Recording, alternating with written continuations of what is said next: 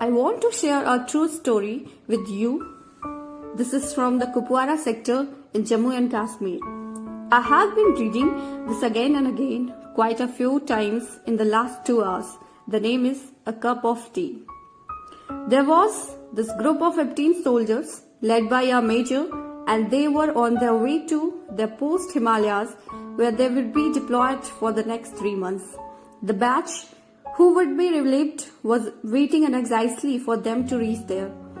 It was a very cold winter with the intermittent snowfall. It made things really difficult for these people. And they all 15 of them, have just had one wish, that if someone could offer them a cup of tea.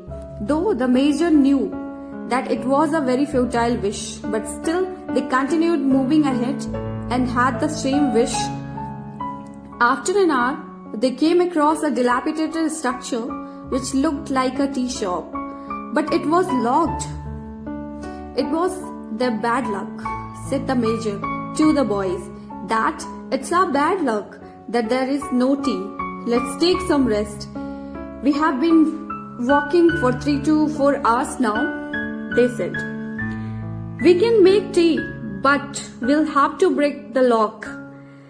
There are 15 of them, suggests one of the soldiers. Because there was nobody there, the main officer was in great dilemma to this unethical suggestion. Being from the army, they are supposed to protect, but the thought of a steaming cup of tea for all these tired soldiers in the winter cold made him to give the permission to the guys. So they are in luck. The place had everything they needed to make tea, and also in fact a packet of biscuit. The soldiers had tea, 2 cups each, and they had biscuits and were ready for the remaining journey. The major, though they had broken open the lock, also they had all the tea. The biscuits used the milk without the permission of the owner. They are not a band of thieves, but disciplined soldiers. So he took out a few thousand rupees from his wallet and placed it on the counter pressed under a sugar container so that the owner could see it whenever he would come back. And he was now, relieved of his guilt. He ordered his people to put the shutter down and proceeded further. 3 to 4 months passed by and they continued to do gallantly in their work and were luckily not to lose anyone from the group in the intense insurgency situation. It was time for another team to replace them, and now they had to go back.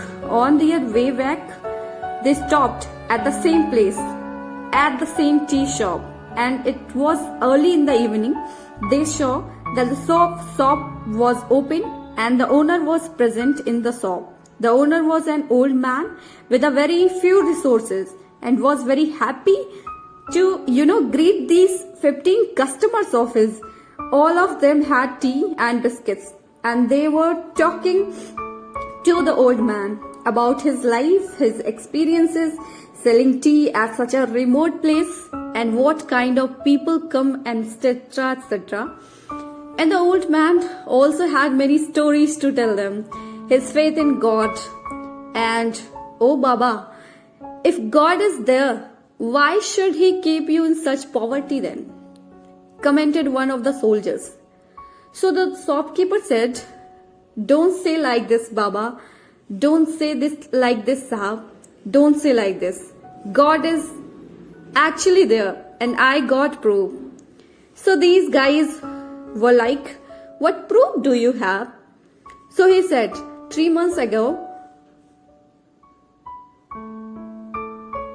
I was going through a very tough time because my only son had been severely beaten by the terrorists because they wanted some information from him which he didn't have.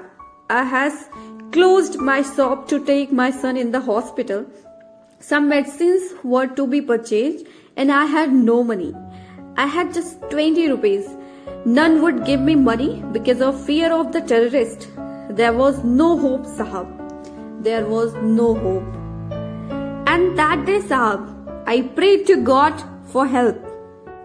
And Sahab, you have to believe that God walked into my shop that day. When I returned to my shop, I found that my lock was broken. I felt I was finished. I was doomed. I have lost whatever little I had. But then I saw that God had left a few thousand rupees under the sugar pot. I cannot tell you, Sahab, what that money was worth that day. My son's life. God exists, Sahab. He does. The fact in his eyes were unflinching. 15 pairs of eyes met the eyes of the main officer and read the orders in his eyes. Clear, just keep quiet.